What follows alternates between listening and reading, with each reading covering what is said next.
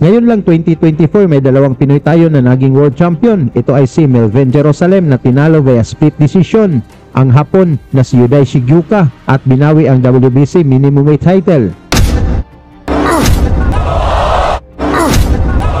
At si Pedro Tadora naman ay tinalo via round 9 technical knockout ang kapatid ni Yuday na si Jinjiro Shigyuka at binawi ang IBF minimum weight title. Ngunit may isa pang Pinoy mga tol na talagang inaabangan na pwede ring mag-world champion. Ito ay ang undefeated na number 1 sa rankings sa WBO sa super flyweight division na si KJ Kataraha na may 17 wins, walang talo at 13 knockouts sa kanyang kartada. At si Kataraha ay ang sparring partner ni Naoya at Takuma Inoue sa paghanda sa kanilang mga laban. Ngayong August 24, 2024, makakatapat ni Kataraha itong tigasing Mexican boxer na si Kinbon Torres sa laban na gaganapin sa Yamato Arena sa Osaka, Japan. Hindi ito basta-bastang kalaban si Torres mga tol dahil ito ang nagpapabagsak kay Raymat Gabalio ng 3 beses sa loob lang ng round 1 sa laban na naganap sa Midas Hotel sa Pasay City ngayon lang May 10, 2024.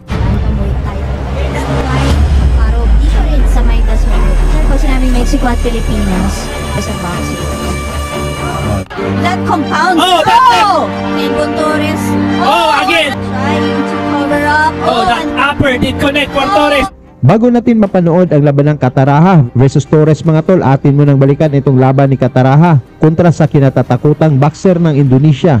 Ito ay ang binansagang Predator dahil sa lakas ng kanyang mga suntok. Ito ay si RD Tifa mga tol na dumayo pa dito sa Pilipinas upang pabagsakin at bigyan ng unang pagkatalo ang ating Pinoy.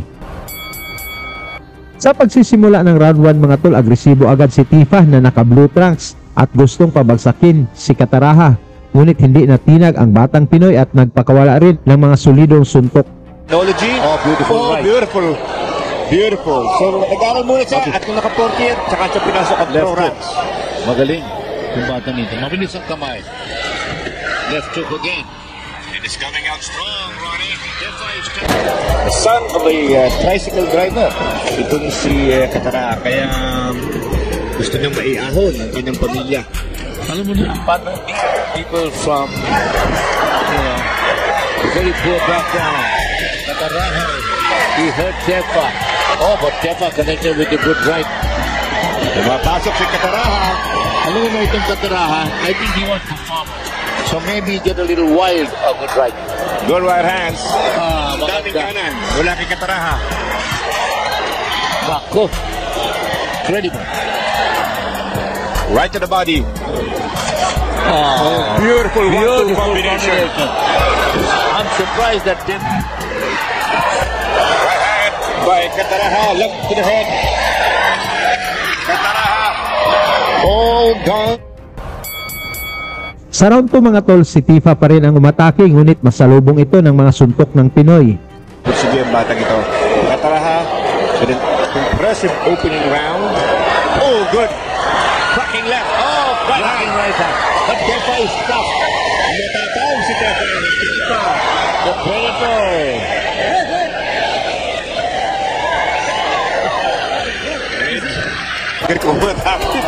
So this is good for rounds. And clearly, he has a long way to go. Oh. It's been a bruising affair. Kataraha dominating action. Go. Cooking right hand by Kataraha. Swami. Offense. Wala ko may kontigigil. Understandable. Sa round 3 mga tol, malalakas sa suntok na ang naipatama ni Kataraha. Ngunit matigas din itong Indonesian Predator. His first pro fight kontra kay RD Tefa ng bansang Indonesia. Overhand right by To the body. Matibay dito dito.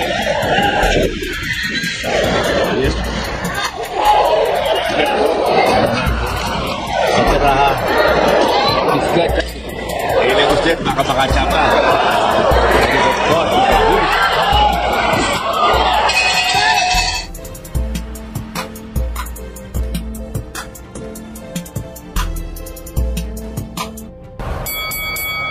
Sa round 4 mga tol, nag-angas pa si Tifa, pinapaikot-ikot pa ang kanyang kamay upang lituhin ang batang Pinoy.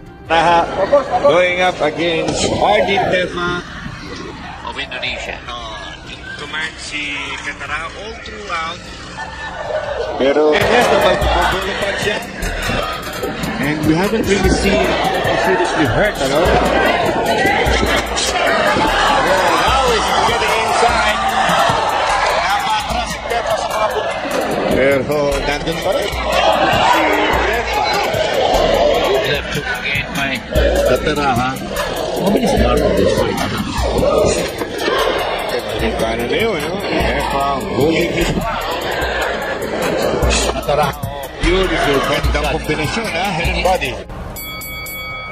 Mas lalong lumalakas ang palitan ng suntok sa round 5 mga tol na parehong gustong makakuha ng knockout na panalo ang dalawang boxers. Ngunit sa round na ito ay marami ng solidong suntok ang naipatama ang ating Pinoy. Always willing to help. The ambience is very family-like. Oo. Kaya naman headbutt ang abiso ni referee ni Cesaro kay Tefa. Watch your head. Wild with his back. Scheduled for 6 rounds tayo and we're round number 5. Kataraha into mine. The amateur standout. You can't do that. Kaya naman ang maraming pagbubulang ito. Gusto, makalibron. Good. But this Tefa can take advantage of Naman na.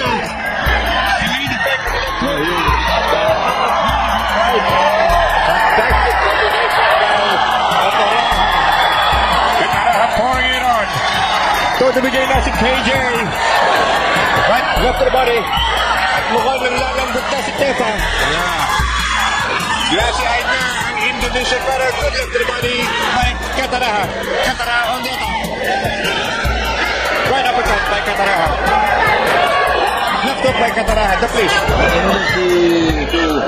To come in so he can prevent him from finding room to punch. Oh, yung mga He's hurt. He is hurt. But he's still throwing punches. Matapa ang Indonesian para but he appears to be right for a knockdown. Oh, good right. What a fight. Unbelievable. I can't believe that Tefa is still standing after all the punishment that is out.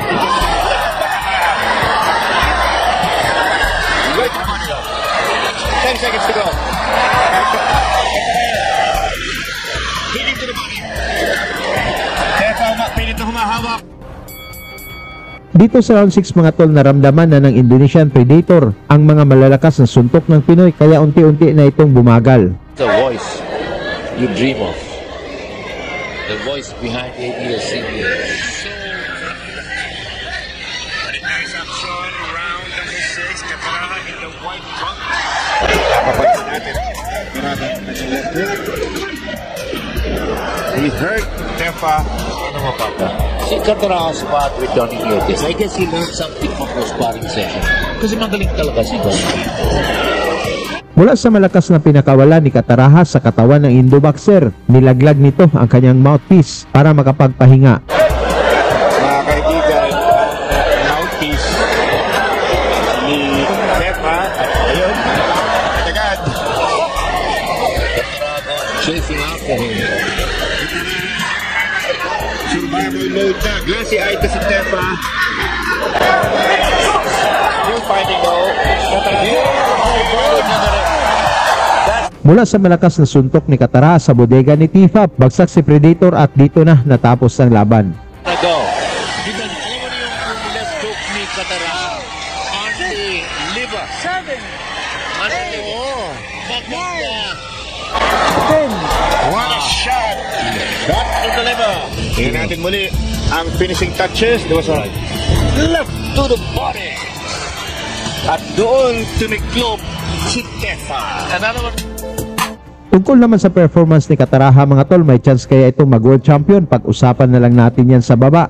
At suportahan na lang natin si Kataraha kontra kay Torres ngayong August 24, 2024 na gaganapin sa Yamato Arena sa Osaka, Japan. Lagi niyong sundan, huwag magpapahuli. Pag-usapan ay bakbakan, balita niya at laban. laban, mga Pinoy na di nagpapagapi. Salamat sa mga suporta na lagi nandyan.